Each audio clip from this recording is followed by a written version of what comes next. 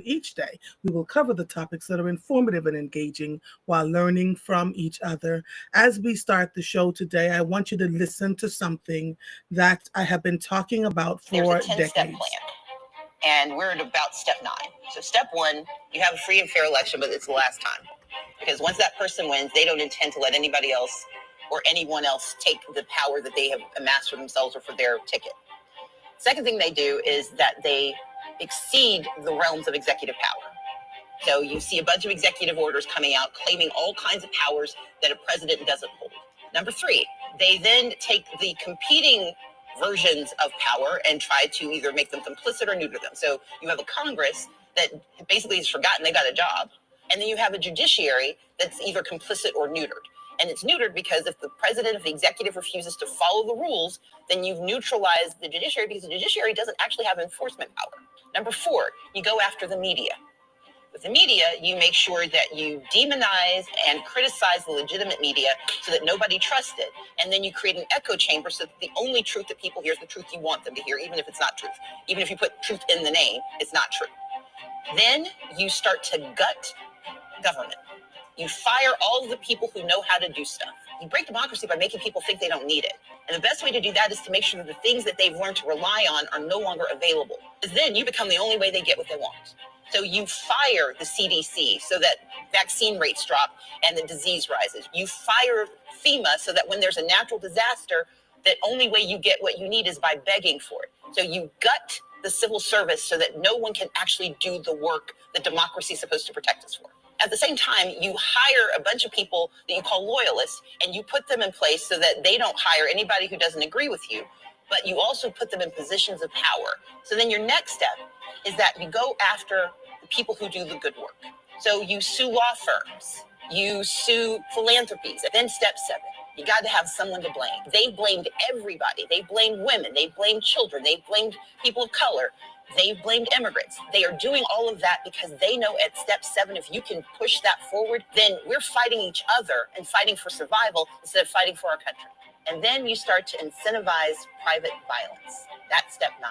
Maybe you send the National Guard and Marines and you militarize kidnapping people off of the streets, throwing them into detention camps, and then arresting people who dare to challenge you, calling any question obstruction of justice. Civic participation, the First Amendment, is the 9th category because if you can militarize your response, you also convince people it's not worth the possible pain of calling out the problems. And once you've gotten to step 9, step 10 is easy. You make sure no one ever votes again because now you've got them captive, now you've got them scared, now you've got them poor, and now you've got the power. That's autocracy in 10 steps. Well, good morning. I could not return to work without laying out the 10 steps to autocracy. We are now at step number 9. My girlfriend Niamal and I have been having this discussion for years.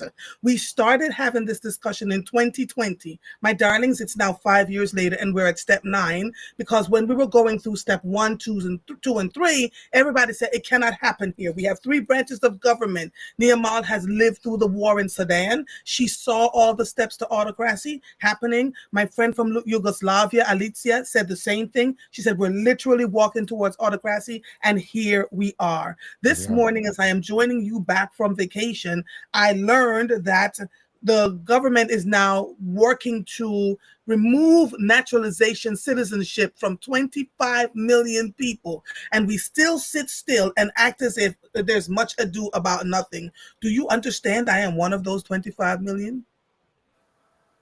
And so I'm starting the show this morning. Thank you for welcoming me back. I missed you all, but baby, I needed the break so I could come back and have this conversation. David Alexander Jenkins joined me at 6:30 this morning because there is much to discuss. And at 7 o'clock, I have the Vice President of District Council 33, Mr. Little, joining me to talk about this strike and what this means for those of us that are, Lord have mercy. Good morning, my darling. Are you live? Where are you live? Good morning. I am live to you from Hyde Park in London. You are in London. Listen, baby boy, listen. We had this conversation and I promised you that I would be in London by the 4th of July. Yes. And so I sit here in Hyde Park, not to say that I don't still have my roots and my home and my other things in the United States of America. That is all Mhm. still very true. But I know that we are at step 9.5, Yes. not just step 9. And so I heard Stacey Abrams do that live, and I watched it again this morning in just kind of watching the steps of what happens here next. And what I can say to you is true, is that when the government begins to turn on its own people, we are beyond number 9, right? So we watched really the the removal of the very fabric of the nation, naturalized citizenship. Let's talk about that, right? So we're talking about legal citizens of the United States of America, who since the inception of America, we have to go back to just talk about the fact that no one in America, except for the native population, which was all but murdered and wiped out, belongs in the United States of America. If you are a member of the African diaspora, most of that group came by imprisonment and enslavement, right? Sent and stolen from lands to bring there. Other people who were from the continent of Europe came by imprisonment and by exile, people who were thrown out of countries, who needed somewhere to go. Most recently, the Irish immigrant population, who was considered the Black Negroes of Europe, I won't say the other word, right? The Italian population, the Russian population, all these people who are in America do not belong to the soil of the continent. Mhm. And so now this group of people wishes to tell others they are not welcome. Mhm. And so I think Mhm. when we talk about what does it mean now to be in this place of step 9.5, it means that we're getting ready to walk into what Germany looked like during its occupation of the Third Reich, right? We just don't have a group called the Jews. And so who is The the group? group now are the Latinas, the Hispanics, the Venezuelans, At the moment, as the the moment, black folks, and not just the black folks that are naturalized, the black folks that were born and raised here, because we are all on the agenda.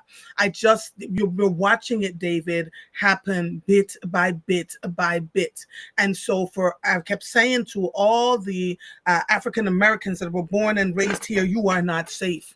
mm, The things that are not being discussed right now, David, is that there are African Americans who have left this country to go on vacation and have not been can't able get to back come in. back in this country That's right. at That's right. all. There's girls right now on their way back to the United States of America, and the conversation we had in London was, if you can't get back in, let me know. Right. Yes. And so the security clearances that we use and the amount of passport patrols and all these sorts of things that are happening now, this is really in present time. This is now. I want you to know that in the United Kingdom, there are protests every single day outside of the House of Parliament against the Trump administration, against And the we what don't see this on the it, national news. I was sitting at Raffles, and having drinks, and then within a 20-minute span, the streets were full, all the way from the hotel all the way down to the House of Parliament to Big Ben. And I want to let you know that's happening all over Europe and all over the world. It's not being shown in America. So we talk about the destruction of the media, and there even liberal media is not showing what's Yeah. happening around the world. That tells you They're that there is a frightened. they're frightened. And when the media is frightened, we are in real big trouble. So I need us to not walk around and behave as though this is something which is a moment in time. There will not be another election. David, I said it, and a woman came on my page and she said, I need you to stop being a defeatist. I was like, ma'am, man, can we discuss? Because we've been talking about this for years. First, they said this couldn't happen, then it happened. Mm. Then they Hmm. said that couldn't happen, and then it happened. And there has been a systemic, clear, concise movement right in front of our eyes, Absolutely. right? They put Absolutely. it in writing. Hmm. And we kept saying, this cannot happen. This is America. These things cannot happen here. They're happening. And in my mind's eye, David, what I see is roadblocks being set up around the country for people to show their papers. To show their papers. And if you dare to go on the air and have conversations about anything other than what they think you should have, that's going to also be, it is already presenting itself a problem. NPR, CBS, ABC News have all been sued into compliance. And so when we tell you that there is we need your support.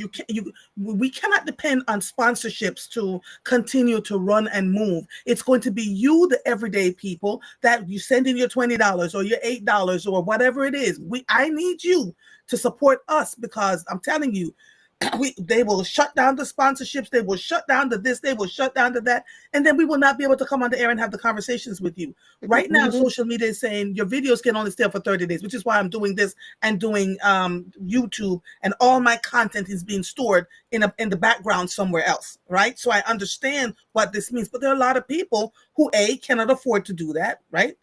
Because it's a ton of money, and B, what do I care? It's on my phone. It's no, you go live.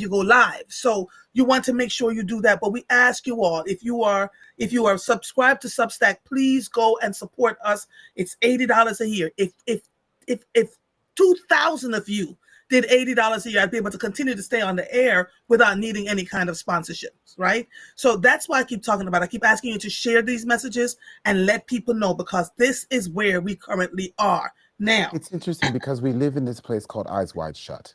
Yes. I'm acknowledging the strike that we have right now in the city of Philadelphia, which does not take into account the emergency plan that we should be living in today, right? We have people who still believe that we carry on as business as usual. We have people who are still not making possible a way forward in the future, and people who are holding space, if you will, for an object which is obsolete, that is yesterday. And so what we have to do is walk around as though we do have to get to the lifeboat. We have to pull the emergency bell and say, we are in a state of emergency. We have to say, there is a World War III. It's happening right now. It's present in Benghazi. It's present in Iraq. It's present in Israel. It's present in China. It's present, right? It's happening right now in Iran. Right. And the Prime Minister of Barbados is now telling the folks in the Caribbean, we are going to suffer like hell as a direct result. We have to create our own satellites because they will stop our messages from coming out. What else is it going to take for us to get to a place that we understand we indeed trouble, Massa? Americans do not have a recollection of war.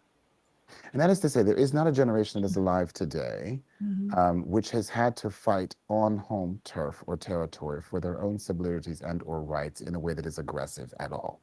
So the last time that we saw even a movement of people was during the 1960s, right? And even then, people who were non-brown, who went out to go fight for civil liberties, were doing it as a mea culpa, as a heart feeling, as a space of empathy. There was no need to do it, right? They didn't have to do it. They did it because they wanted to do it. They thought it was right. Today, there is a fight that is necessary. So we're discussing, what does that actually mean to live in a world in which you, if you do not get up and do not go out and do not fight for your rights, lose them. Wait, ladies, when you lost your rights to your own body. But David, is it me? I think it's already too late. I see in Miami where they have moved the election that's supposed to happen in 2025 to 2026. They're testing the grounds, and they're winning. Right. And what I'm saying to you is, now is the time in which you say, stop fighting in a civil way. And so it is hard for me to say that, right? But what I know is true is that revolutions are not fought with words. Yes. They are fought with pitchforks, and they are fought with knives, and they are fought with guns, and they are fought with the hard sweat, blood, tears of people. And so if we are complacent today in allowing this experiment, this democracy, to dissolve, because we're not willing to put in the sweat equity, we're not willing to put in the blood equity that our forefathers were, then we are saying goodbye to America. I joke with the song "We'll Be Back" from the hit show Hamilton, but there's a lot of truth in the story of Hamilton and in the creation of the Constitution, and what that means for us today as we stand here at a precipice in which we will either be gone forever or we will fight like hell. And so instead of us being complacent and saying, well, we elected so-and-so to go speak, we need to say, I'm coming for you, and I'm going to remove you if you don't get back in line.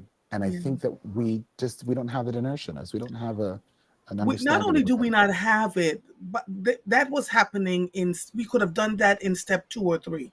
We're at step 9, right? So right now, a lot of people feel like they don't have the power to have the conversation or to push forward. White folks out there fighting like hell. They're not being covered in the news. Well, no. And let me tell you this, and this is not the first time that a country has come to step 9 or 10 or had revolution, right? So revolution is not a new word to the world, which is why the world right now is fighting about this. It's new to us. It's the idea of it is new to us. Because before we were fighting To against those of ourselves. us who live in the United That's right. States. And so what I would say to you is that no, this is exactly the time in which you put aside what you feel to be lawfully true and you Mhm. fight fire with fire. If the executive branch fights with unlawful brand in their hand with unlawful action, then your response has to be unlawful.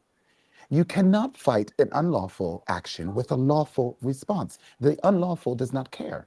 And so if you do not come with the poison cheeseburger, in Russia, as we see, if you don't come with the anti-Marxist feelings that we saw in France during the removal of Marie Antoinette's head, if you don't come as the Bolsheviks, if you don't do that, then you don't get to claim your place in space. This idea that we will go to an assembly or to a room of law or to some sort of a government agency and plea with them to have sense and mercy is obscene to me. It's like telling a child to stop eating.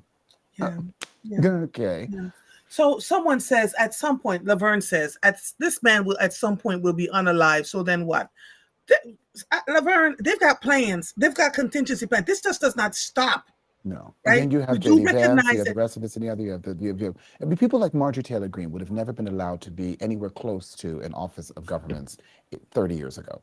But we would have just simply said, oh, this is ridiculous. Mhm. We thought it was ridiculous when you had the woman from Alaska telling us she could see Russia from her backyard, right? That was a test.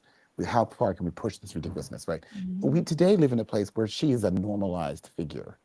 So Mhm. people are waiting the bench behind Donald Trump. This is why they don't Mhm. say anything into they're Mhm. waiting for him to be unalived. They know it. They know that somebody crazy and rogue is going to have enough and say, Mhm. I'm willing to go with you. The question is what's behind that? And what is behind that is something that is just as awful, if not worse. And so it takes the American populace to say, no. Unfortunately, I don't think that we have the mechanism to do so, which is why I have been saying to people, get to the lifeboat. Mhm. Because if you're not at the lifeboat, like in Titanic, where there's only 14, no, Mhm. and if you're not in the lifeboat, 23 lifeboats, whatever it was, if you're not there, Mhm. then you've gone to sunk with a ship, and there into Mhm. the ocean you will go. And so I say to us, this is not a time in which we should be Mhm. um, continuing to call our congressmen. That silliness. First of all, This they're not doing anything. It They has can't. They been can't do anything. Their right. budgets are tied, their hands are tied. Yeah. They're Yeah. worried Yeah. Yeah. about the strike outside the door at the moment. Yeah. Our Yeah. local officials are trying to Mhm. figure out how, and there has been, which is really, this is the thing that angers me the most in Philadelphia, particularly, is there has been no announced emergency plan. What is the emergency plan for the population Yeah. There of is your one. constituents? There's no announcement. People will not know what to do. And when one does not know what to do, out comes mayhem, panic, and the rest. Yeah. Yeah. Whew. Yeah, I think that what we do have to do is stop being so cavalier and so blithe about the events that are happening outside of our window. Yes. I chose to be away from the United States of America during the 4th of July because I live in a city which was the first in the nation. It's a wonderful target for such moments. Mhm. I chose Mhm. to be in a place where I was highly visible, where I Mhm. know lots of people and where I have lived Mhm. before. And I choose to continue to be highly visible because I don't want to be a person who is missing. Come And on. so I say to you that these are calculated thought processes about how it is that I choose to move and have my being in a space and place where I know what it means to exist in a parallel universe in which you are the subject of disaster. Yeah. So to my brothers and sisters out there who look anything like us, you will be the subject of the disaster. You will be to take the blame because that is Mhm. the scapegoat that is left after you finish taking Mhm. the Puerto Rican population, the Venezuelan population, and the Chinese Yes. Yeah, community, we're and left. We're the ones that are left. and Absolutely. and we're the struggle Yep. because we're also the ones that you can't do something easily with, and so you become violent. Because Yep. with the Venezuelans, you can say, "I'm going to take away naturalized citizenship." And you hope to wipe out many people, and you can legal action. What can you do with the population which was enslaved to get here, but become violent? So I say to you, it's coming. And if you are not prepared to pack your bag and go, as we told you months ago, you're late. You're already late. Would you So believe we're still, as of yesterday, we were still having conversations about having a go bag? I was just sitting at the dinner table, stunned as hell. Like, do you see the ish in front of you? Do you?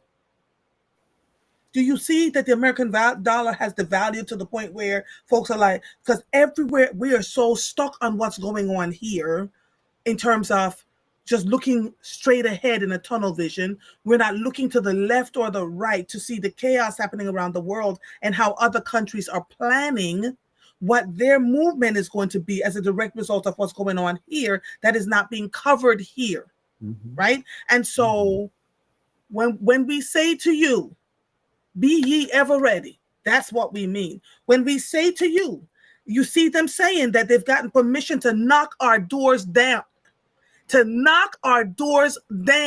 come in and drag us out and take all our property with whatever they have made up in the moment. You all think this is America and it cannot happen. The Supreme Court just gave them permission to do just that in language that many of you may not have understood, but that's exactly what it means. I said this right after the elections in November, and someone said to me, how can you prove that? You're just unilaterally saying it. I'm like, have you been reading what's been going on? The Americans as a general population have not read the Constitution. Let's start there. And if we read the Articles of Confederation, we read the Constitution, we understand the rights of humanity. One of the things that you learn in any judiciary sort of training is these inalienable rights that you have to life, liberty, pursuit of happiness, and then all the ones that follow in the first, second, third, fourth, fifth, sixth, seventh, and then as you go through. One of the things that you have a right against is search and seizure. That is a constitutionally upheld right. That right has been all but obliterated. If one decides they just want to come in and knock down your door and drag you out, there is no search or seizure necessary. And there is no I'm a citizen. They're not looking to see your citizenship papers. And if you recall before, the conversation that was had was, oh, but the judges in Philadelphia won't give them permission. Well, let me tell you, I've had lunch with many judges who are like, how do I stand in the way of that? We've been told not to open emails or respond to them even because it's dangerous. Right, so these judges don't have the ability to be able to even respond to these search and seizures. Then to remove the need for them in the first place becomes a despotic place. I can't tell you how important it is for you all to understand where you live in this place and space. This isn't a joke. This is not a test. This isn't one of those screens that goes beep and it's over in 30 seconds. This is happening. And if you haven't been a history student about what happened in Germany to get from a free and fair democratic state to the Third Reich, if you didn't understand that Hitler was elected by the people and he followed every one of those 9 steps, that the parallel to the 9 steps being followed here in America and now 9.5 is right on the money. We haven't missed a beat. In fact, we're a little bit faster than it happened. Because it's now July and here we are. And we said to you, by the end of June and the beginning of July, by the 4th of July, we would have a very different country that we were living in. And we are there, people, we are there. So I'm exhausted of breath to repeat the things that we have been repeating to you for the last year. But I know that it's worth me saying to you, if you did not prepare yourself before, this is the very last time you have the ability so to do. I say that to you from the United Kingdom, where I have been. The folks at District Council 33 have been working their tail feathers off over this weekend. It took me a minute to get a latch on to this VP. I'm hoping that, he just responded. Yes, he's coming on. So I am grateful because David, I could cry real tears, literally, because we have been talking about this forever and 10 damn days. We've told people, and now we cannot even discuss. I refuse to allow you to discuss anymore what we've talked about all those months ago, because folks were just stiff. Everybody was like, well, I heard people say things like, well, we're making money and we're just always going to make money and blah, blah, blah, blah, blah, blah, blah. And it's like, do you understand that if the people are strangulated from their jobs, the amount of people that I've heard from who have lost their jobs, entire families have lost their jobs. If you're only concerned about how you're making money, do you not know there's a domino effect? There's a domino effect. We have got to be better than this. We have got to think outside of what we want or what we need to understand what the collective wants or needs. Because guess what? While you're sitting there talking about I gotta make my money, blah blah blah blah blah blah blah, and I'm going on vacation and I'm traveling around. The other thing I'm telling Black people, and I've said this over and again, stop telling people where you are going. Stop posting them damn pictures. You are being set up. Stop it. Stop. I've gone. Do you see? Mother stopped, honey. Go get there first. Go get there first. Do not. I always tell people. Get there and get the hell back. And I still wouldn't put it. My husband and I traveled and we still haven't posted. And that was months ago. I'm going to actually say to you, I think you should post when you're there, because I think it's important for those who know you to be able to know where you are. I think no baby boy. So here's where we disagree. I think you should tell the folks in your family when you're there and a few friends. But here's I'm what I mean by telling you, that. If you have a passport which has been created anywhere in the last 10 years, you have a chip in your passport. And in all of Europe and in most of America now, whenever you go through a Scantron, there's a chip webs you. It recognizes your location. So if the purpose of not reporting where you are is to make sure that a government agency or this and the other is not tracking you, you have already been tracked every time you walk through a door with your passport, because that chip calculates where you are. So they literally, in a government room, and I've seen the room, they web you. So if I want to look up Andrea Lawful Sanders, I type in her social security number, I put in her phone number, a few details, and up will come the web of where a check-in has been every time she's gone through a security check at whatever point this, and I can web her location government-wise. So the reason why we normally would not tell people where we are is for security. I don't want you to come and rob me at my house when I am gone. Very stupid to tell people what day you're leaving, what time you're arriving, who's going to be this and the other. Now, I live in a secured building with lots of nannies for the dog and this and the other and all sorts of things. So it's a little easier for me to, but what I say to you now in a time like this, if we're looking at step 9.5 to 10, what we do need to know is exactly where Andrea was yesterday, not today, but yesterday and the day before. And so if you're posting, please do not post the time in which you are leaving and where you're going to.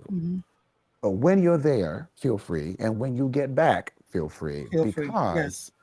Because this is also where that you'll be able to verify that you have been able to travel in and out freely. When they come back to you this time and tell you that you're not a citizen, you do not belong, you've been nowhere. So as much documentation about all of your journey will be important. We're on to this strike. I want to hear about this. I listened to the mayor's speech, and I will say to you before we'll talk about that. We'll talk about it. I might have you back on tomorrow. All right, honey. Love you. Bye. Bye-bye. Let me let my next guest in. David, let David go out. Come on, David. Hang up, child. I'm trying. Mr. Little, good morning, sir. Good morning. I am so excited. Let me do this before you and I begin talking. DC 33, also known as AFSCME District Council 33, is a union representing nearly 9,000 blue-collar workers in various departments of the city of Philadelphia. The union encompasses a wide range of positions, including sanitation workers, water department employees, 911 dispatchers, crossing guards, morgue employees, airport staff, city mechanics, school crossing guards, street department workers, parks and recreation employees, and library workers. I would like to introduce you to the Vice President, Mr. Little of District Council, Antoine Little,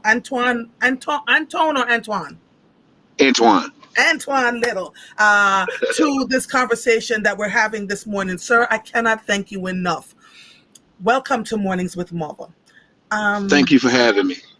My pleasure.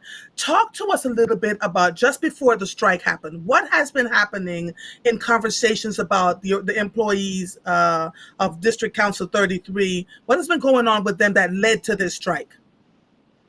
Well, we've been in talks with the city of Philadelphia since January, since our we negotiated our previous contract, our 1-year extension. And we had been in talks with the city of Philadelphia since January to try to work out this new deal with the city. And going back to January, we sat down, we've met on numerous occasions, we've had plenty of conversations, and the conversations were kind of stalling because the wages were not where we felt as though they needed to be for our membership and our healthcare coverage, where the city wanted to kind of take it over, and there could be potential changes that come down the pike that could possibly affect our members that already are not making adequate enough raise money, excuse me. And when you take that into consideration, they're already not making money. And then you add another element on top of that, that could be a traumatic impact on our membership. Mhm. What is the average salary of a member of DC 33? Roughly about $44,000. And can you break down for people what that means in terms of a living wage? Rent is $2,100 a month on average, et cetera, et cetera. Absolutely. I mean, we have, and we have members that some live in rooms because they can't afford an apartment. We have some who, I mean, I have to be honest, some who have to sneak and try to stay at the job site because they don't have anywhere to stay because they just can't afford, you know, to rent a home. I mean, excuse me, rent an apartment, let alone rent a home or buy a home. They just can't afford it. So when you talk about $44,000, the cost of living, like you just said, rent is out the roof. Purchasing a home, you have to have a certain credit score. You have to have this kind of amount of money coming in and things like that. On a I think the study was done, it was like on like a 200,000 something $1,000 home, your salary have to be at least $60,000 to $70,000. Mhm, mhm. So understanding all of that, let me now flip to this strike. What made you decide to go on strike? Understanding that you have been underserved, treated like third-class citizens over the years. What through different mayors. Do you feel now that at this point, it was untenable? What led you to the strike at this point? Well, I've been around for 26 years with the city of Philadelphia, and throughout these 26 years, we have carried the weight of this city on our backs every year that I've been here. And what I mean by that, every time there's a shortcoming, or every time there's we have a financial crunch. I remember under another era, we went 6 years without a raise. We lost Did you say six pension years contribution. without a raise? Yes, 6 years without a raise, absolutely. And not only 6 years without a raise, we lost longevity, we lost increment steps. We lost so much, and that's money that our membership will never recover. We'll never get that back. And when you go back, I mean, we've been underpaid going all the way back long before I came here. But once we came here, and I have to be honest, we never fought back. We never fought back. Whenever, like I said, whenever there was some type of financial situation, or the city couldn't afford this or they couldn't afford that, so they say, we always say, okay, well, we'll work with you. We'll take a 1 year extension, or we'll take a minimum raise, or whatever the case may be.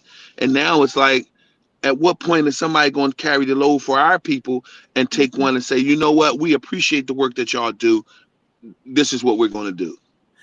Mr. Little, I have to ask you this. You started out asking for 8%. What did an 8% increase? Because the people hear 8%. Oh my God, I can't believe you're asking for that much. What did 8% mean in terms of straight dollars coming into the pockets of your members after taxes? So, I mean, the dollar amount, I don't have it right in front of me, Okay. but I know, and I got to be honest with you, 8% is not enough. I'm just being honest. Yeah, yeah. But in the respect of negotiation, we understand that we have to start somewhere, and let's have a conversation and let's get somewhere.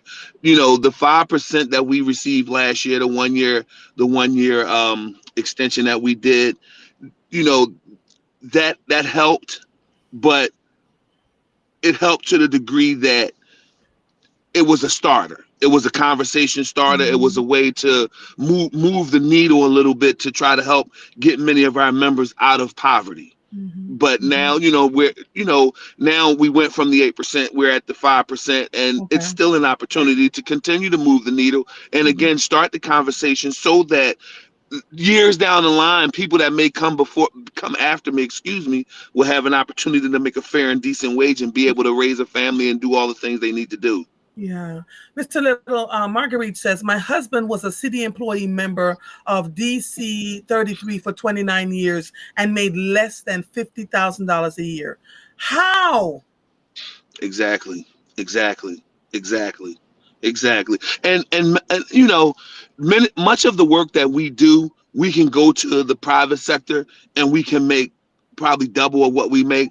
But our members are committed to the citizens of Philadelphia. They're committed Yes. to the life that they want to live. I remember when I got this job, my father, rest his soul, he said to me, I said, Dad, I got a job with sanitation. I'm in. And he know his very words were, and I hear it like it was yesterday. Boy, you got a good job. You better hold on to it. Those were his words. And those were the sentiments that many black and brown people, because that was a way for us to get out of a situation or get out of poverty or get out of certain circumstances. And now here we are. I mean, the mayor, she said it herself, Uncle Jimmy. Uncle Jimmy had a good job. Well, we want to have a good job too. We want a life sustaining job. Wow. People are talking. They said that they could not work for the city because it could not sustain their living wages, Mr. Little. Right. Because by the time they, taxes and stuff were paid with their children, they couldn't do it. What is the hope now today? Because are you back into negotiations today? I was told that there were times when you guys showed up for negotiations and nobody was there to meet you. That you have really been showing up in good faith. Listen, Mr. Little, I'm telling you. Listen, I'm asking this. I was on vacation working. Do you hear me? Messed your vacation up, right? You had to do some messed work. my whole vacation up. I'm telling you. So what are you back in negotiations today? We're supposed to be back in negotiations today. Hopefully we're going to sit down and we're going to have a meaningful conversation and begin to move forward with getting our people back to work. We understand that the city is impacted. The last thing that we wanted to do is go out on strike. The last thing that we wanted to do is impact the city of Philadelphia. But at some point, it's like the bully in the playground. He keeps taking your ball and keeps taking your ball. At some point, you're going to stand up to that bully and say, listen, you're not taking my ball no more. That's just the conversation. And my message to the city of Philadelphia, we need you to understand our position. And let me be clear on this. The outpouring of support from the citizens of Philadelphia has been great. And one of the differences between now and 1986, and of course I wasn't here in 1986, I was just a young fella, but the outpouring of support from the community to stand behind us, because we're in an era where, everyone is fighting for social and economic justice and fighting for the things that they believe in. And this is one of the things that we as the leadership and the executive board of District Council 33 has decided to do, to stand up for the people who make this city run. There's not one city service that doesn't impact each and every person's life in the city of Philadelphia. And we just want our just due. We want to make a livable wage. We want a fair contract that's fair to the membership as well as fair to the city, but fair to us because we've been carrying the ball for so long. We want somebody to carry the ball for us. So there are folks who are out here. You're right. You have a ton of support. My God, on today, folks are stopping by and honking their horns and doing all the things. What do you say to the people who say, I don't understand it, clean up, get back to work? I see that a lot. Get back to work. We will get back to work. We'll get back to work when we feel as though that the city has offered us a deal that's fair to us, where our membership can make an adequate a living and just be able to, like, I shouldn't have to, our president, in many of his speeches, he said, how can I work at the airport cleaning restrooms, but I can't afford to get on a plane and go somewhere? Like, that doesn't add up. I see everybody traveling. Wow. Say that again. How can I afford to clean the restrooms at the airport, but I cannot afford to get on a flight to go anywhere? Absolutely. How can I clean the restrooms at Philadelphia International Airport, but I can't afford to get on a plane and take my family somewhere or go somewhere? We do a trip every year to Dorney Park for our membership at a discounted cost. And most of our members jump on it because if you have a family to go to Dorney Park, you can't afford to take them to Dorney Park because, of course, the tickets are $60, $70 each. But we do it at a discounted rate. They flock to go because they can't afford to go on a regular. Oh, wow. I'm so grateful that you agreed to have this conversation with me because people are talking. So, what do you say now to the folks who say if the mayor gives this raise, then it's going to impact the citizens of Philadelphia? Do you believe, because, and for those of you who are on here watching, I believe that the citizens will take the extra $10, $20 in their taxes, their property taxes, to cover this. And then she's also I hear DC 47 is looking at her side eye now about what they're going to do this upcoming week. And then there is the principals and teachers, right? That's coming They're up in coming up. August. Yep. Yep. So, you You have know, SEPTA coming up in October. yes. Joy says, we appreciate you, Mother, working on vacate to give DC a voice. You're quite welcome. Alexandra says, Mr. Little, there's an employee salary list for the city is circulating and admin assistant is making $100,000.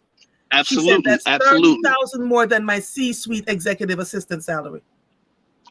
Absolutely. And again, when you look at that job listing, because we saw it when it first came out last year, and you look at some of the positions that were created or already there, and then you look at the raises that were given to certain people. There's one job on there. I don't have the list in front, but there's one job on there that got a 62% increase. 62%. Like, my God, you know what that would do for us?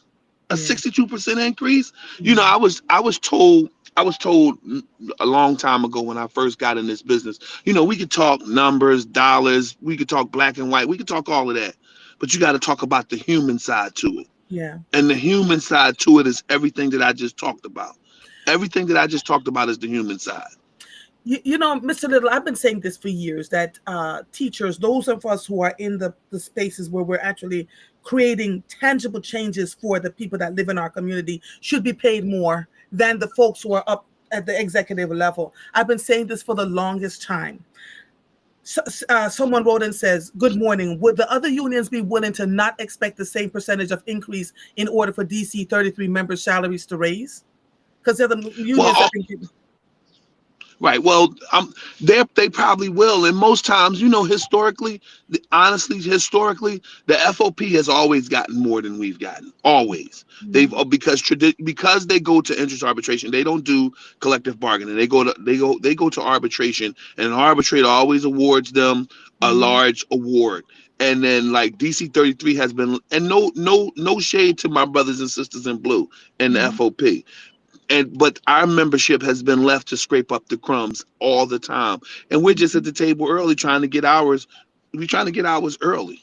The Vern says we're going to take a tax hit. Viola says, yes, I know about the Dorney tickets. David says they're both executives. Let's stay focused on the members, because somebody was like, well, what about what such and such make? The executives make a certain amount of money, but what about the members? He said, let's stay focused on the members. The Vern says, how are the people dumping trash all over the city supporting you all? Because it's sending a message to the city of Philadelphia, like, hey, take care of the people that do the work every day. Make sure that the people who are on the ground gets taken care of. So putting the trash, not taking it to those drop-offs actually is a message for us. I mean, it's a message that helps us because it's sending a message to City Hall to say, hey, take care of these people. You know, I gotta say this. I watched a video on TikTok last night of Pastor Waller. I was scrolling on TikTok and Pastor Waller's message came up. And when I listened to it, I was like, wow, that's such a deep message. Did you hear it? I heard it, Mr. Little. This is what Pastor Waller said. He said, between him and his wife, they have 3 degrees each. His daughters have 2 degrees each. And he said, you know, nobody better come and mess this up. And then he said, I wonder if I am playing right into the hands of those people who don't have degrees, right? For degrees, I'm not talking to this man. I say it all the time, Mr. Little. Y'all get on here talking about, I'm not talking to him because he, you know, he's a sanitation worker and he only makes X amount of dollars. And they're brothers who are absolutely amazing, and sisters who are absolutely amazing and would be great to love, but we've conditioned ourselves as a society that if you don't have a degree, that you're worth less.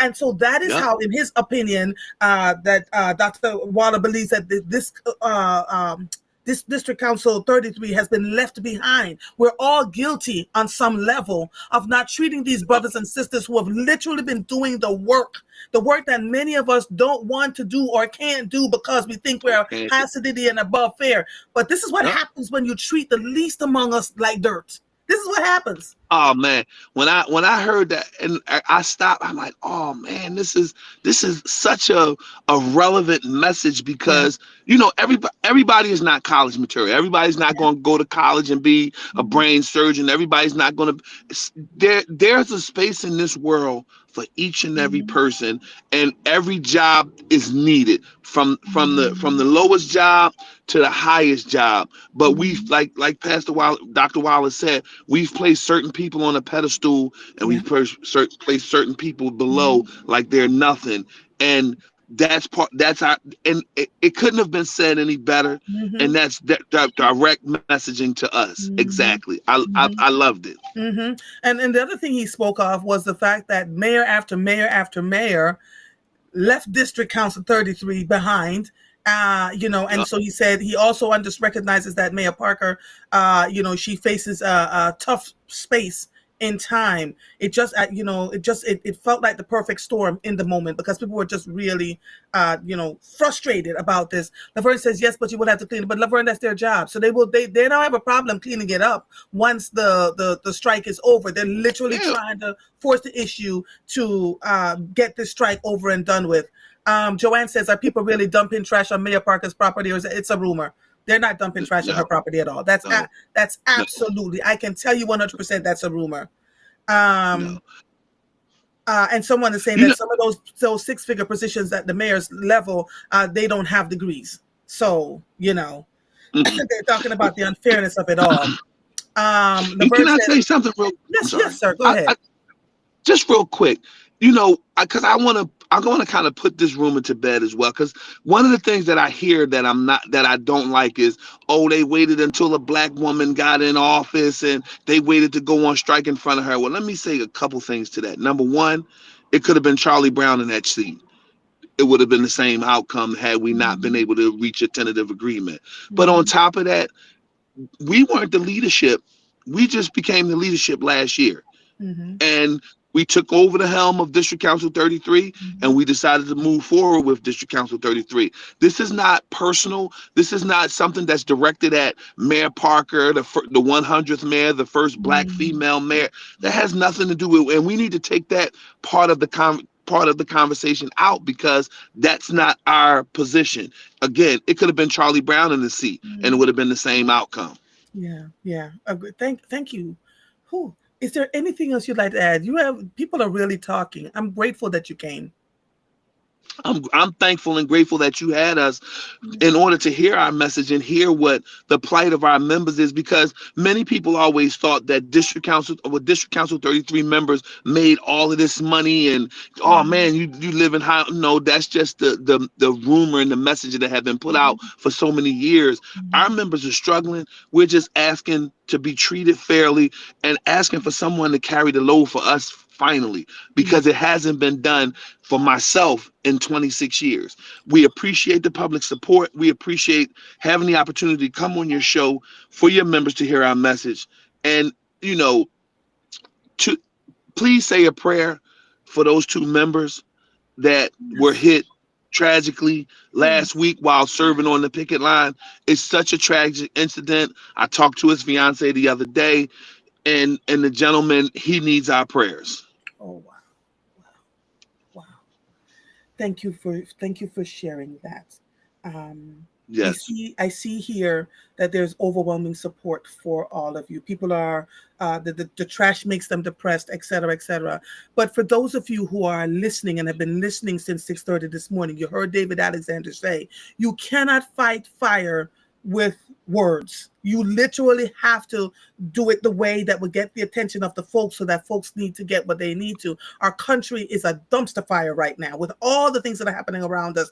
District Council 33 is they are literally. How many of you, I was talking to my sister yesterday, sir, and when we started adding up what it would cost to actually live in a middle class, $400,000 to live. because the cost And we of living to live middle class $400,000 and we today. make 44. Wow. Wow. When we started adding up Wow. the cost of the mortgage, being able to go on vacation, living in a certain square footage, a home, to live like a true middle class. Years ago, it used to be $170 something thousand. With inflation, it is $400,000 you have to make to live like a true middle class person today. The average American citizen is not able to get that. So now when I juxtapose that with $44,000, what the hell? Take Mayor Exactly. Parker out of it because she walked into a scenario where this has been going on for years. What the hell? What the hell? Right. And how have you been Exactly. able to live like this for so long? So, black and brown people for since the beginning of time has always been able to adapt and survive. We're always in survival mode. We're always thinking of a way how this won't get cut off, or we can put this food in the refrigerator and put this over. We've always been survivalists. So the people, District Council 33 is made up primarily of black and brown people. And we've been able to adjust, but Yeah, we're tired of adjusting. yeah, We want an opportunity. We want a piece of the American pie. We want an opportunity to just live comfortable. That's all we want. We're not asking to get rich to get the house on the hill with the white picket fence. right. No, I live in North Philly. I love North Philly. I'm going to continue to live in North Philly, but I want to be able to do certain things that I'm not ordinarily capable of doing. Yeah. People are grateful. Someone says the membership needed their leadership to bring this fight for equity, and the time has come now. You're welcome, y'all. You're so welcome. Right. And Laverne says the cost of living, inflation is not regulated. So it's gone up so high. Andrea says, ask him how we can support. Send food or water to the line, donate to the strike fund, calls to the administration. How can we show our support for DC 33? Every one of those things. We have strike lines all over the city of Philadelphia, Mhm. from water department facilities, sanitation department, our health Mhm. centers, MSB building 1515 art. Any city installation where there's a strike line, you can take water, you can take food. We have a strike fund set up. The information Mhm. will be on our website at Mhm. AFSME, AFSCME33.org. You can reach out by telephone 215-895-3300 Wait, and say that ask again. to Two one speak. five eight I'm nine sorry, five. 895-3300. you Okay. that's our direct line, and they can Okay. connect you. And you can email me a little@dc33.org, Okay. and we whatever it is we can do, Okay. whatever it is, So it's appreciated. Okay, so send food and water to the line, donate to the strike fund, calls to the administration. Those are ways that you can send your support. You can call 215-895-3300, or you can go to afscme33.org and donate there if you want to. Okay, all right, so this is good. Some person wrote, I had a DC 33 coworker who was a mother. Her utilities were shut off. She had to grocery shop in the Dollar Tree. Not only is that happening, Mr. Little, here's the other thing that we've been talking about very recently. The collection agencies, if you are, used to go 90 days with your electricity before they start Right. threatening to shut off. Now they're doing it in 30 days. People's cars are being repossessed in 30 days if they Yes. don't make a monthly payment. So it's not like you have Yep. that leeway to do that Right. anymore, where you can say, I can rob Peter to pay Paul to get through. That has been Right. cut. And I don't think we're not talking about it as much, so folks don't realize that this is what is exactly happening. So you're being hit from Yep. every corner, every corner. Yep. So Mr. Little is asking that you go ahead and you can donate. You can visit the people on the strike lines, give them food, donate money to the strike fund, etc. For those of you who want to help and can help, this is what we're doing right now. Joanne says, poorest big city, no wonder people stay pissed. And then you wonder, right? Like I see people at the airport and they're cussing and fussing at folks. They're frustrated. They're watching people Frustrated. get on flights first class with all their luggage, and they're posting on social Yep. media. They're in Greece, they're in Turkey, they're in Hungary. And the very people that we need to help us, the folks in the airport are doing the work, the crossing guards, the folks that sanitation seems to stand up to the most, because folks need their trash removed. right? I left my Absolutely. trash in my kitchen accidentally when I went away this week. I walked back in the house. I said, "Blessed Black Jesus, oh hell to the no." So you know, so my Yes. husband and I went and bought extra trash cans just so we can store, you know what I mean? Right. Wherever we possibly can. But I'm telling you, we don't pay attention to the folks who do the most for us because we see them as the least among us. And this is a hard lesson for many of us to learn. Are you complicit? Are you part of this problem? And if you are, if you can look at yourself honestly and say, I have been part of this problem, expecting my trash to be because after all, I pay taxes. You don't treat people that way. Mr. Little, when I was cleaning out this house and they would come and they were just picking up the trash, all this extra stuff. One day I walked outside and I said, listen, $50 for you. They looked at me. They said, put out anything you want. You gotta treat people well. You gotta treat people well. Don't just expect them. You know, and especially now that we're all aware of what they're making, that we really give them a little bit more respect, because when people are treated well, they will then treat you well in return. That old saying, treat the janitor like he's the CEO. Come on. Treat the janitor like he's the CEO. Amen. Marguerite says, thank you, Mr. Little, for your time and perspective. Laverne says, does DC 33 save emergency funds for an event of a strike? I believe you do, correct? Yes, we do have a strike fund. Yes, we do have a strike fund. Yes. And that's just the strike fund is designed to assist with anything and everything that's for the that's pertaining to the strike. And everything. Yeah. Antoine Little, go ahead. Go ahead, sir. No. Go ahead. I was fine. I was finished. You finished. Okay, sir.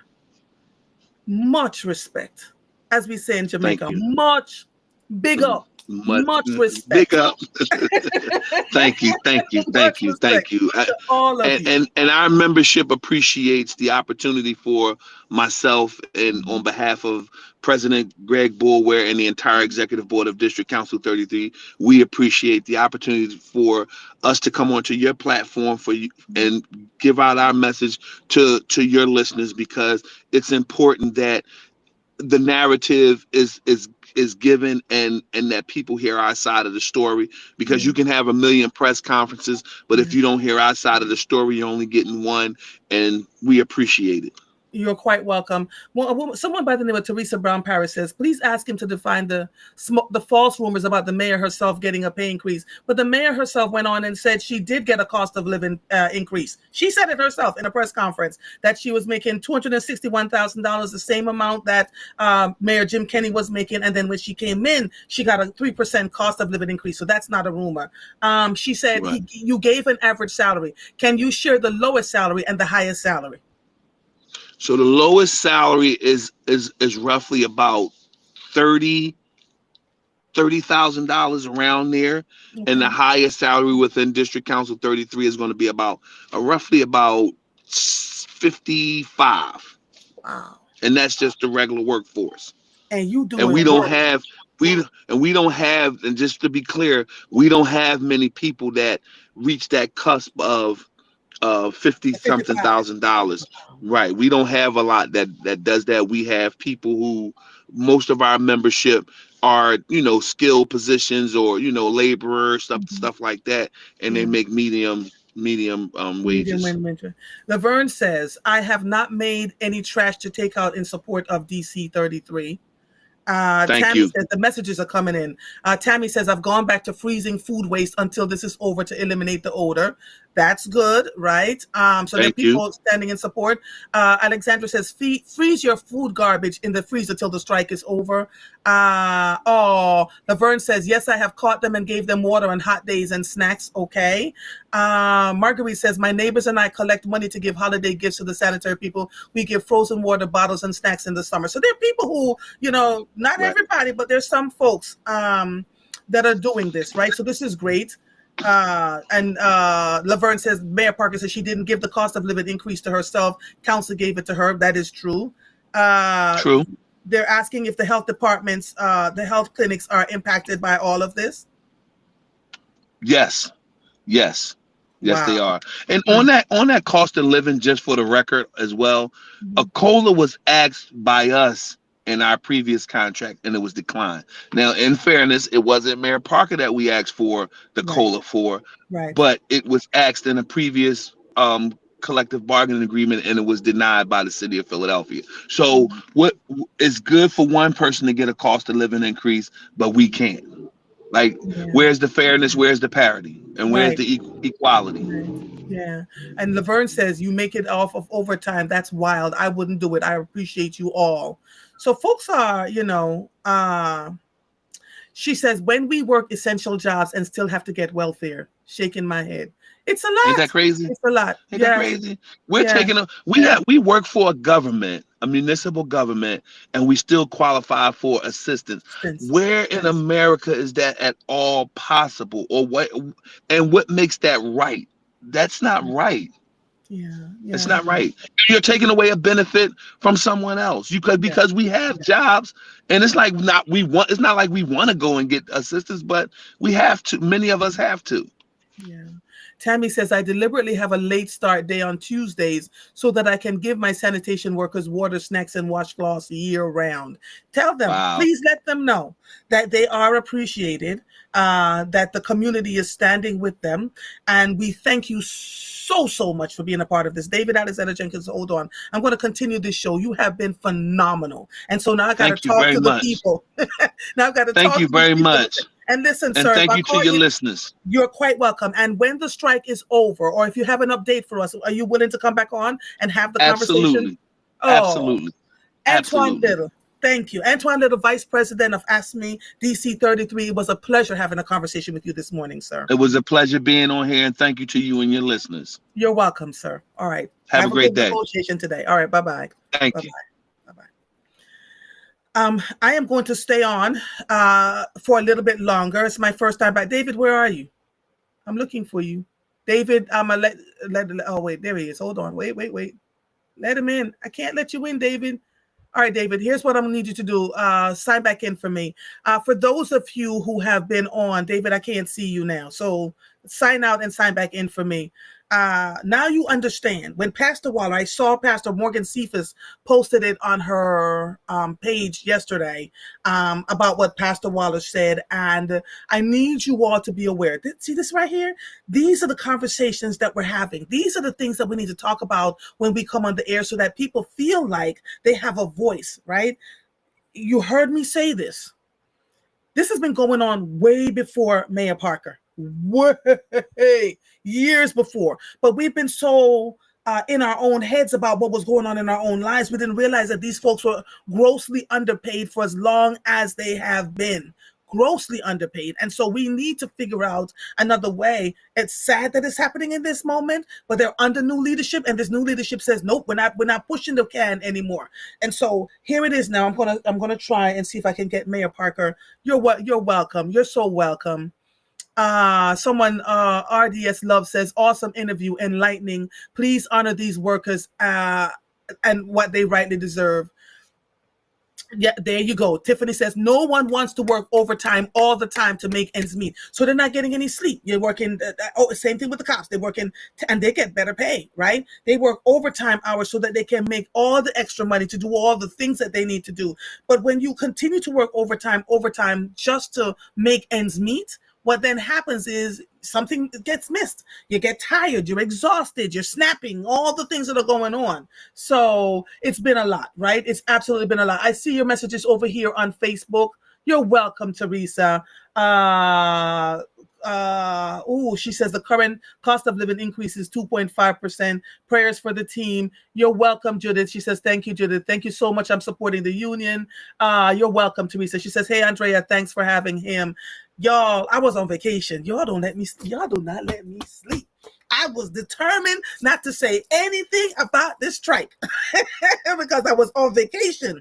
And then when I realized that so many of you were polarized, instead of looking at this and saying, let me take myself outside of myself and see this from the mayor's point of view, who, she just got into office, God knows how many months ago, and there's this feeling that she's being targeted because she's a Black woman, because this has been pushed down the road so many years through so many mayors. You can go back 3-4 mayors where they've been doing this to District 33, and to the folks who have been working and saying they've been pushed aside for so long that they just can't do it anymore, especially in light. Now, did you hear what I just said? When we added up what it would cost to live in a middle class setting, it's $400,000. 400, and I'm not making this up. I am not making this up, right? Teresa says sometimes the ends don't even meet; they wave at each other, right? And she said, Winetta says, that's how most people live today on overtime. It's difficult though. Winetta, it's one thing if you want to make work overtime because you want to go on a fantastic vacation. It's quite another thing when you have to work overtime because what you make weekly or monthly does not sustain what it is that you're doing now, right? So that's where we are. My God, Lord have mercy. It's too much. Tammy says overtime and 2 and 3 jobs. How can parents when they have to work like this? I have a friend that works 2 full-time jobs. She starts at 8:30 in the morning, and then she works another job that starts at like noon, which is in the West Coast or in another country, in another time zone. And she works 2 full-time jobs from 8 in the morning till 10 at night, so she can afford to do the things that she needs to do, like take care of aging parents, etc., etc., etc. So when I tell you judge not, I do mean that thing. I need us to stop behaving as if we are just blowing our monies and that things don't work the way they do. Someone wrote that Verizon now shuts off your phone bill if it's 10 days late. That never used to be a thing. It just never used to be a thing. And so we have to be mindful. And this is why when we're having the Love Is segment and we're talking about all the things that matter, you want love, if you want joy, we're so surfacey. This the aesthetic. Oh, he gotta have a washboard stomach. He's got to be a certain. He got to make 6 figures. He's gotta, he's got to have 4 and 5 degrees because I bought my own house. We have to stop talking as if we don't need each other. If you take your degreed self with all the money that you're making and you love on somebody that will love the snot out of you, that doesn't make what you're degreed, but they'll make sure that you're okay. Because remember, we're aging. Right? We're not going to stay young and supple forever. And quite frankly, young people right now are dying from heart attacks and cancer and all kinds of other things. We have to stop talking out the side of our necks about what we're not going to do and start to figure it out. Because if you're in a relationship that ends simply because the man or the woman stops making money, then you got a problem. You've got a problem. You got to love each other through the stuff, and stuff happens. Laverne says, I argued what Pastor Wallace said years ago. People really feel more entitled with a degree, and our experience and skills don't qualify and is not respected. Not only that, you can have a degree and be an asshole. Ask me how I know. I said it. I absolutely said it. You can have all the money in the world and entitled as hell, and nobody wants to be in a relationship with you because you're an asshole. Right? So those degrees absolutely don't matter if you don't know how to talk to and treat people well. And stop acting like, I married them, they're beneath my station. If I'm married to you and you talk about me like I'm beneath your station because I don't have a degree and my verbs don't conjugate, I'm kicking you to the door. I am. Please know this, right? So, and we're in a time right now where we absolutely need each other. And you could be married to that degreed person who was a total butthole and leave you hanging when rubber meets the road, but you had that degreed person, right? So it's all about the character. It's not about the degrees that you're making. I am grateful to have had David Alexander Jenkins on this morning to talk about what's happening in the country. I started the show with a clip from Stacey Abrams saying that we're step 9 out of 10 in an autocracy rule in this country, something most Americans living today have never experienced. Well, actually, no American living has seen that on our soil. So you don't know how to react to it. And so we're living, like we're living la vida loca. But the truth of the matter is, many people are sitting in their corners going, what the entire hell? How do I navigate through this? What comes out of all of this? And then we had the Vice President of District Council 33 on, Mr. Antoine Little, who gave us a great conversation.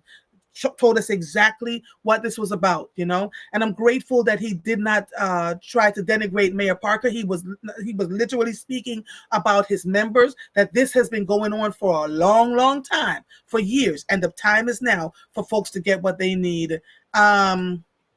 Laverne says, I left corporate IBC because giving me a 10-cent annual raise was disrespectful. The slave work, hell no. While the higher-ups may make way more, no thank you. Tiffany says, and I'm just going to read these messages and I'm getting off. I'm in corporate America and I haven't gotten a cost of living increase since 2020. Not only that, Tiffany, they're laying people off, right? Hundreds of thousands of people are being laid off. You name the company, they're laying off people. So what they're saying to you is, oh, you had your fun. You want a job? You better take this. Oh my God. Marguerite says, my husband was working 2 full-time jobs when we first got married. Laverne says, my son is doing the same work as a special needs coordinator with youth. And because he doesn't have a degree, he makes $40 less. His experience with the youth is impacted. Wow. Tiffany says, heck, my salary was cut. I worked overtime to travel and save money. Wow, wow, wow, wow, wow. Tammy says, I just got a shut-off notice from Pico because I paid my regular bill, not realizing that my bill increased $40 last month. So I had a $40 balance. I was furious. I'm telling you, they're literally shutting off people's services. Can you imagine? She paid her regular bill. She had a $40 balance and they were threatening to shut off her thing. And this is happening more and more. And people are getting their cars repossessed in the most alarming ways. It used to be you could go 3 months not paying your car payment and then they start sending you notices. Baby, they're coming to get them. You 10, 15 days past your payments, they're coming to get them. How are people supposed to live this way? How? Right? Right? That's what I'm talking about. Tammy says this was a fantastic show. Mama came back with the heat, didn't she?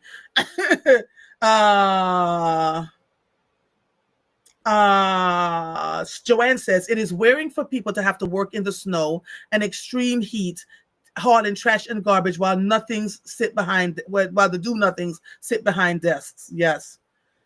Tammy says, I'm glad he didn't say anything negative about her too. Well, you know how we do in this show. We don't tear people down. We don't do the negative stuff. So that's where we are with that. And he said this to me. He said, the one thing I'm going to ask is that we do not speak negatively about the mayor. I said, say less, because I'm not doing it. I'm not that girl, right? We're just covering the facts as we see them. Let's see. Viola says, I don't have a degree. I'm a retired beautician. I was also my husband's part-time electrician and plumber, just to name a few. So that's what I'm saying. You got to work together, y'all. Stop this foolishness about, oh my God. Because here's the deal. You've got that house that's 50,000 square feet and the rubber meets the road and stuff happens and you can't pay your mortgage. Guess where you're going to be?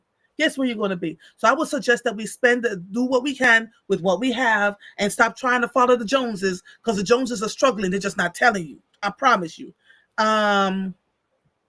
Laverne says they're letting people go, making others do more, and while they keep making the same and more. But again, if we don't speak up, oh, thank you, Alexandra. Oh, I love you all. I love you all so much. This is my welcome back. Y'all owe me 2 days because I spent 2 days working on this on my vacation. Y'all owe me 2 days, but I'm grateful to be back. I love doing this work. Please go to substack.com. Find the A.Lawful Truth podcast and subscribe. It is $8 a month, $80 a year. That will keep me going on here when there are no sponsorships, because we have to be able to, as Black folk particularly, be able to sustain ourselves in these trying times. And I mean, if it, but thank you. Thank you for those of you who have already subscribed. I'm asking you to ask your friends now to go and subscribe so we can continue to do this work, continue to hire the people to get this work done and do what we need to do. I love you all. Thank you so much for joining us. This episode of Mornings. Oh, Taryn says, you gave us so much to think about today. I'm sharing this link with my friends and family. You are so welcome, my sister. Joanne says, I agree. I've heard many PhD with poor command of the English language. Yes. Oh, great show. Thank you, Tiffany. Bye, Viola. I got to get dressed and go too. Love you all. Love you all. I'll see you soon. Bye-bye. Bye.